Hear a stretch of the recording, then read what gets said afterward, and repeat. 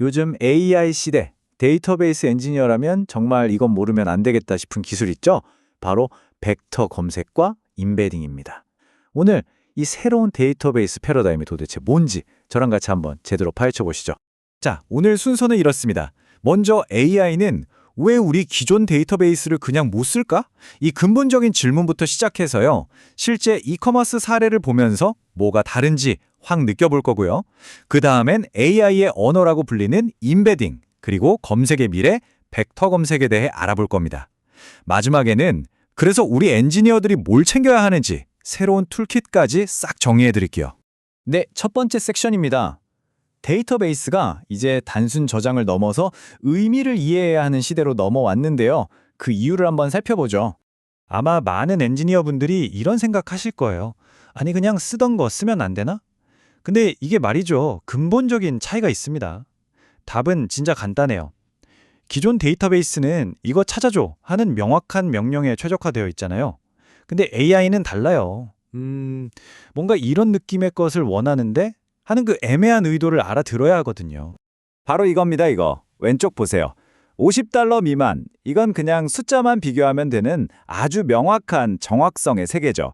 근데 오른쪽은요. 하이킹의 편한 신발. 와, 하이킹이라는 상황, 편하다는 주관적인 느낌. 이걸 이해해야 하잖아요. 이건 완전히 다른 차원, 바로 의미의 세계인 거죠. 결국 핵심 과제는 이거예요. 매일같이 쏟아지는 텍스트, 이미지, 오디오 같은 비정형 데이터들 있잖아요.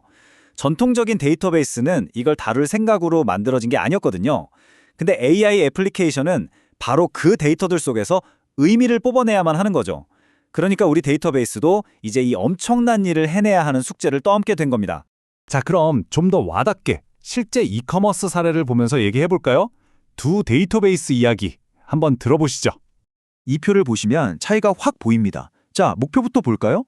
전통적인 이커머스는 그냥 카탈로그 관리하고 주문 처리하는 게 다였어요.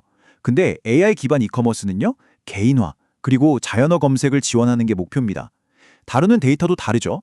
예전엔 아이디, 가격 같은 딱딱한 정형 데이터만 다뤘다면 이젠 고객 리뷰나 상품 이미지 같은 비정형 데이터, 심지어 이걸 가공해서 만든 임베딩이란 것까지 다룹니다. 그러다 보니까 당연히 쿼리도 달라지죠. 단순 CRUD가 아니라 의미를 찾는 검색, 추천, 감성 분석 같은 걸 하게 되는 겁니다. 자, 왜 필요한지는 이제 좀 감이 오시죠? 그럼 이제 그 핵심 기술인 임베딩이 도대체 뭔지 한번 들여다보겠습니다. 의미를 수학으로 바꾸는 마법이죠. 임베딩, 말이 좀 어렵죠? 쉽게 말해서 컴퓨터가 글이나 이미지에 의미를 알아먹게 숫자로 바꿔주는 거예요.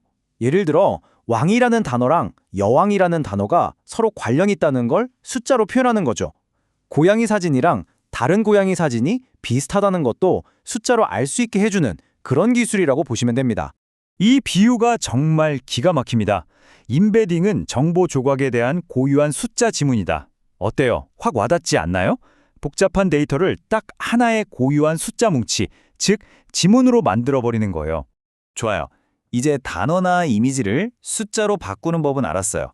그럼 이 숫자들을 가지고 어떻게 비슷한 걸 찾아낼 수 있을까요? 바로 AI 기반 발견의 엔진, 벡터 검색에 대한 이야기입니다. 생각해보세요. 데이터베이스에 수백만 개의 아이템이 있어요. 근데 내가 던진 질문이랑 가장 비슷한 걸 어떻게 찾을까요? 그 답이 바로 벡터 검색입니다. 수많은 숫자 덩어리들, 즉 벡터들 사이에서 내 질문 벡터랑 가장 가까이 있는 녀석들을 찾아내는 기술이에요. 이게 바로 요즘 AI 추천이나 검색 기능의 심장부라고 할 수 있죠. 이 벡터 검색 하나로 정말 어마어마한 일들이 가능해집니다. 보세요. 튼튼한 신발이라고 검색했는데 등산화를 찾아주죠. 또 내가 메신저 백을 샀더니 비슷한 빈티지 스타일 액세서리를 쫙 추천해주고요. 심지어 금융거래에서 이상한 패턴을 잡아내서 사기를 막거나 수많은 고객 리뷰를 긍정, 부정으로 착착 나눠주기까지, 이 모든 게 벡터 검색 덕분입니다. 정말 대단하죠? 자, 그럼 우리 데이터베이스 엔지니어들은 이제 뭘 준비해야 할까요? 여러분의 장비창에 새로 추가해야 할 툴킷 한번 열어보겠습니다.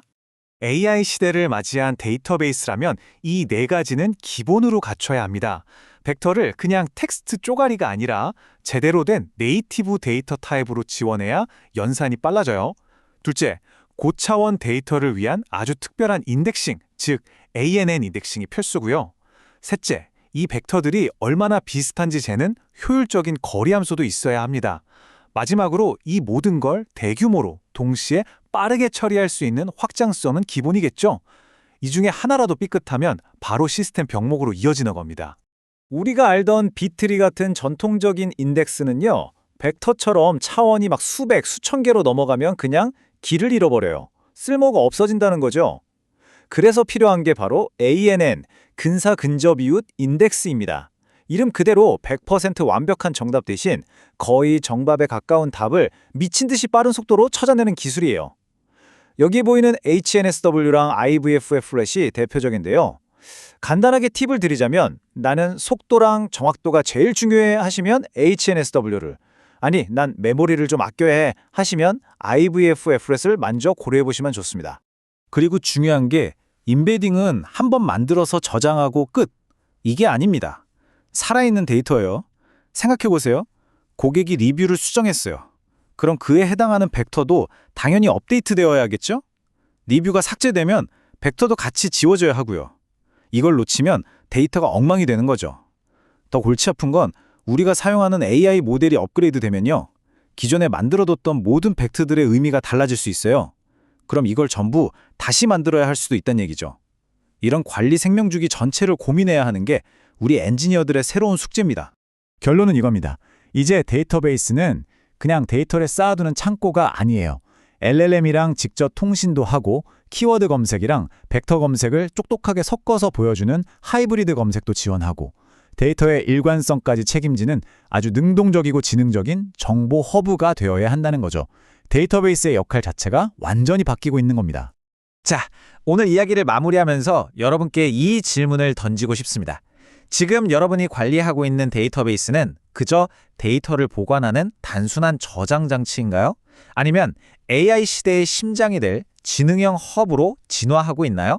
앞으로의 데이터 아키텍처를 고민하실 때 이 질문을 꼭 기억하셨으면 좋겠습니다.